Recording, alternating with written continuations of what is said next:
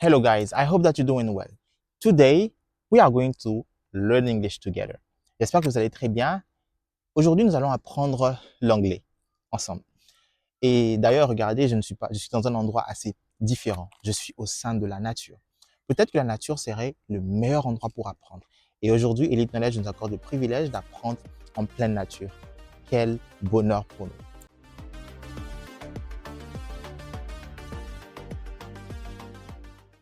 Alors, je ne suis pas seul aujourd'hui. Je suis accompagné de mon carnet et de mon stylo.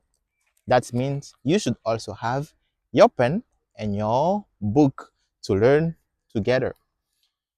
Today we are going to talk about the past perfect simple. Aujourd'hui, nous parlerons du past perfect simple. Essayez par vous-même de traduire en français ce que ça donne et vous m'écrivez ça en commentaire. Alors, certainement que vous avez déjà entendu parler du present perfect, du present perfect continuous, du simple past, du past simple. Et aujourd'hui, quelque chose d'assez atypique, le past perfect simple. We use it to talk about the first of two actions in the past. The first of two actions in the past. That's also another context where we could use the past perfect simple. Let me give an example. First, I had eaten all the food when my mom came home. I had eaten all the food when my mom came home. J'ai mangé toute la nourriture quand ma maman est arrivée à la maison. Là, il s'agit de deux événements, l'arrivée de maman ainsi que le moment où j'ai mangé la nourriture. Je l'ai mangé avant que maman arrive. All right, let me give another example. She had finished her work before she left. She had finished her work before she left. Elle avait fini son travail avant de partir. Maintenant, how do we form the past perfect simple? First, we use it by using, let's go. We have the subject, okay? This is the affirmative form, la forme affirmative positive. The subject plus the verb to have in the past. It had. Le verbe avoir au passé, c'est had. Et finalement, nous utilisons le past participle. Le past participle.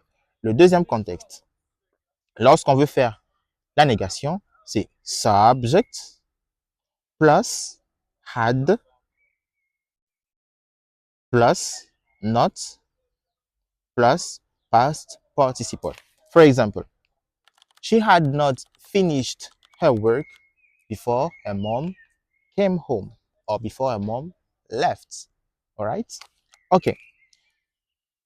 So, the third context I wanted to show you, le troisième contexte que je voudrais également vous montrer, de comment utiliser le past perfect simple, c'est avec les adverbes.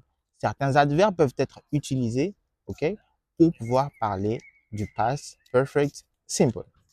Je vous donnerai deux exemples. Allons-y. Before she came, we had packed up our room. Before she came, we had packed up our room. Avant qu'elle n'arrive, nous avions rangé notre chambre.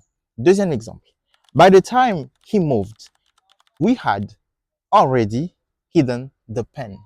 By the time he moved, we had already hidden the pen.